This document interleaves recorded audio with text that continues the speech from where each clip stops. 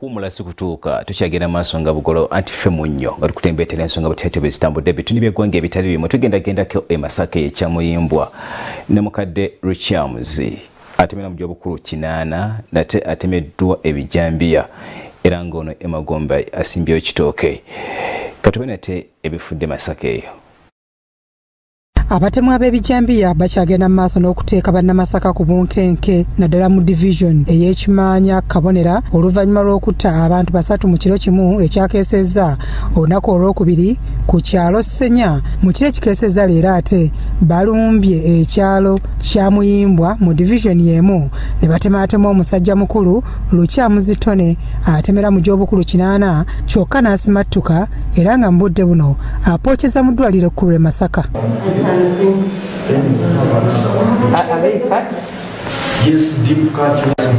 Musajja mukulu ono mu nju abadde asulamu yekka era ng'atambulira ku miggo. Okusinziira ku basobodde okudduukirira omusajja ono bagamba nti ono yasikambuddwa mu nnyumba ne bamuwalula paka mu luggya we bamutemedde ebijambiya ku mutwe ne bamulekako kiyiriitira.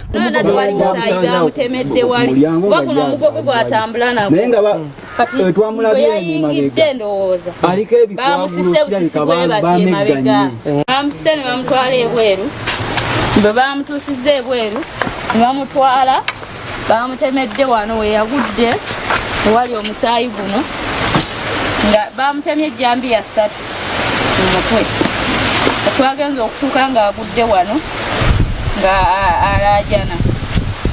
Mwannyina wa Kaawonawo Nakyanzi Ruth nga yali mu kujjanjaba omulwadde aliko byatubuulidde. Oba yabasanze ku mulyango ky'essaati kuba nasanze bamutemyetemye agudde mu luggya nabadde neebase wange nagenza okuwulya ng'ali nenvaayo nenzigulawo nenfuluma omutuukako nga bamutemyetemye omutego n'ejjambiya 4 ez'amaanyi era awo we nakubidde entundu bannange ne banziguukirira poliisi ne tugikubira n'ejja. Abatuuze ababaddeko ne Kaawonawo boogedde bwe gwabadde. Twakanye naye essaawa 3 ezo tumaze okulaba amawulire agabadira be batemye kakati n'atugamba nti koze eki nzize ewaka naye kati olwagezeffe ate ffe wasiwo eddakiika ntono nnyo mpulira nti bakoze eki bamutemye. Abakyala nabo balaajanidde gavumenti okuvaayo ebeeko kyekola mu bwangu ddala. Era tubadde tusaba gavumenti etuwe obukuumi batuwe obukuumi kubanga ffe abamu tulina bannamwandu mu mayumba tutyamu bagenda kututtira bwereere. Ekisinze okutaabula abatuuze kwe kubanga abantu bonna batemebwa ebijambiya banaku. Ono omusajja wuno yadde talina kugamba nti nno balina obuzibu n'akamu naye raba kye bamukoze okumutema obwenkani ddala. Tuli mu kutya limbweraliikirira. Oyingira nga bukyali naye ate ne mu nnyumba bayingira bakuba ne bayingira.